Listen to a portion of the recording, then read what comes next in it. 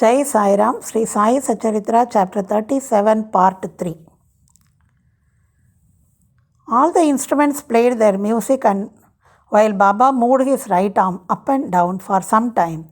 Kaka Sahib Dikshit at this time came forward with a silver plate containing flowers, besmeared with gulal, red powder, and musical instruments played their best at this juncture, and Baba's face beamed with steady and added radiance and beauty, and all the persons drank this lustre to their heart's content.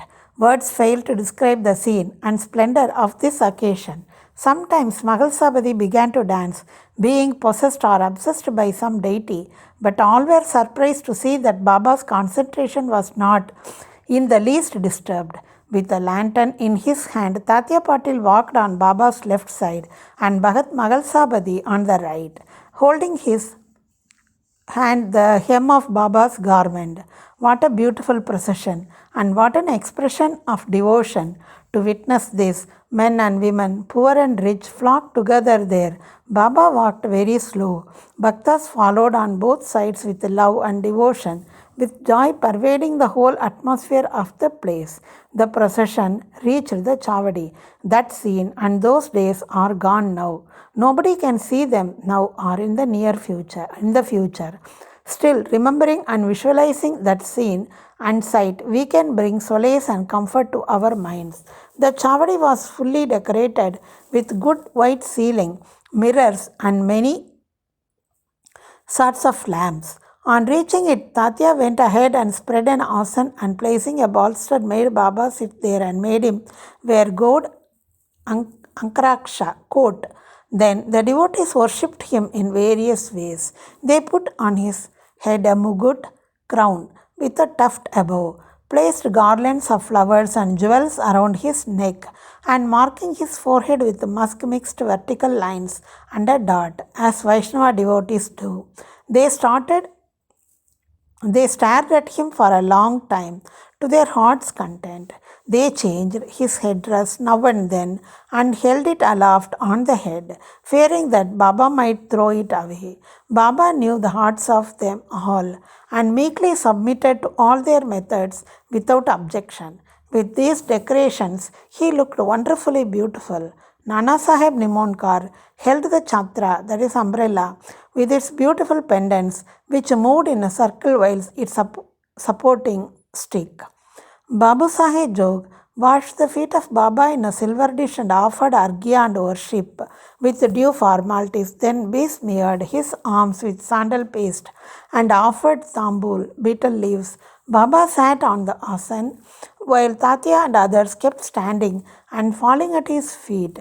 When Baba sat on the gadi, supporting himself against the bolster, devotees on both sides waved chamras and fans. Shama then prepared the chilli and handed it over to Tatyaba, who drew a flame out of it by his breath and then gave it to Baba. After Baba had his smoke, it was given to Bhagat Mahalsabadi, and then it was passed round to all. Blessed was the inanimate chillim. It had first to undergo many ordeals of penance, such as being treated by pot makers, dried in the open sun, and burnt in fire, and then it had the good fortune to get the contact of Baba's hand and his kiss. After this function was over, devotees put garlands of flowers on his neck and gave him nosegays and bunches of flowers for smelling. Baba, who was dispassion and non-attachment incarnate, cared a fig for all these necklaces and jewels and garlands of flowers and other decorations, but out of real love to his devotees, he allowed them to have their own way and to please themselves. Finally, Babu Sahib Jog waved the arati over Baba, observing all formalities, the musical instruments playing their auspicious tunes. When this arati was over, the devotees returned home one by one, saluting Baba and taking his leave. When Tatya Patil, after offering chillim, attar and rose water, he rose to depart, Baba said to him lovingly, "Guard me, go if you like, but return sometimes at night and inquire after me." Replying in the affirmative, Tatyaba left the chavadi and went home. Then Baba himself prepared his bed. He arranged 50 or 60 white cheddars and one upon another, and thus making his bed, went to rest. We shall also now take rest and close this chapter with a request to the readers that they should remember Sai Baba and his chavadi procession daily before they retire and go to bed. Bow to Sri Sai. Peace be to all. Jai Sairam.